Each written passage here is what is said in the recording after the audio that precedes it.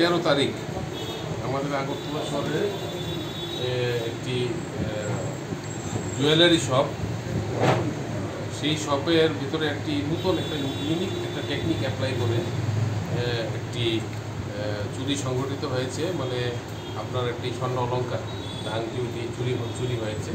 এটার ব্যাপারে আমাদের কাছে যখন রিপোর্ট এফআইআর করা হয় তখন আমরা এটা তদন্ত করতে নামি এবং তাদের সিসিটিভি ফুটেজ দেখে প্লাস ইন্টেলিজেন্সের মাধ্যমে যেভাবে এই চুরিটা সংঘটিত হয়েছে তা আমরা ডিটেক্ট করি এবং যে চুরি করেছে তাকে আমরা গ্রেপ্তার করি। তার নাম হচ্ছে রজত সাহা, বাবার নাম শ্রী রঞ্জন সাহা, বাড়ি হচ্ছে মলয়নগর। আর এই সম্পর্কে আমরা একটি কেস নেই, আমাদের ইসপিএস case number 80 under section 305A/313 BNS এই সেকশনে আমরা কেস রেজিস্ট্রেশন করি এবং স্বর্ণ অলঙ্কারগুলি যেটা চুরি হয়েছে এটা উদ্ধার। কত টাকা স্বর্ণ? এটা একটা আপনার আংটি ছিল, গোল্ড রিং।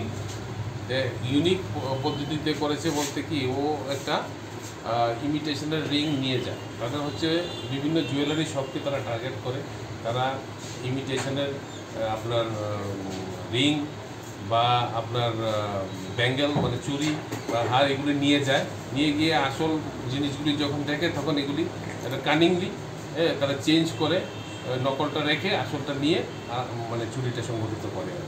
তো সেই পদ্ধতিতে যেরকমভাবে করেছে আমাদের কাছে সিসিটিভি ফুটেজ আমরা কালেকশন করেছি, সমস্ত জিনিস আমরা ডিটেক্ট করেছি এবং এগুলি আমরা উদ্ধার করেছি। যে গোল্ডের রিংটা সেটা উদ্ধার করেছি এবং তার কাছে তাদের যে গ্যাংটা আছে তারা বিভিন্ন ধরনের জিনিস নিয়ে তারা বিভিন্ন জুয়েলারি শপে তারা এন্টার করে।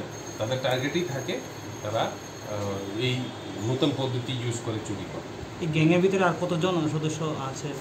গ্যাংয়ের ভিতরে যারা আছে তাদেরকে আমরা বের করার চেষ্টা করছি।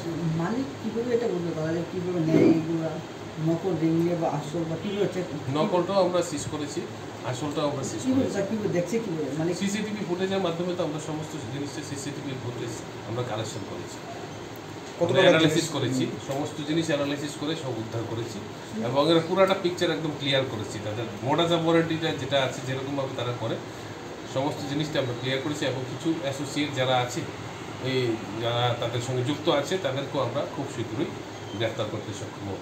নিয়ে আসেন। কত টাকার জিনিস চুরি হয়েছিল? যেটা গোল্ডের যে রিংটা ছিল এটা হচ্ছে আপনার 26,000 রুপিস ছিল।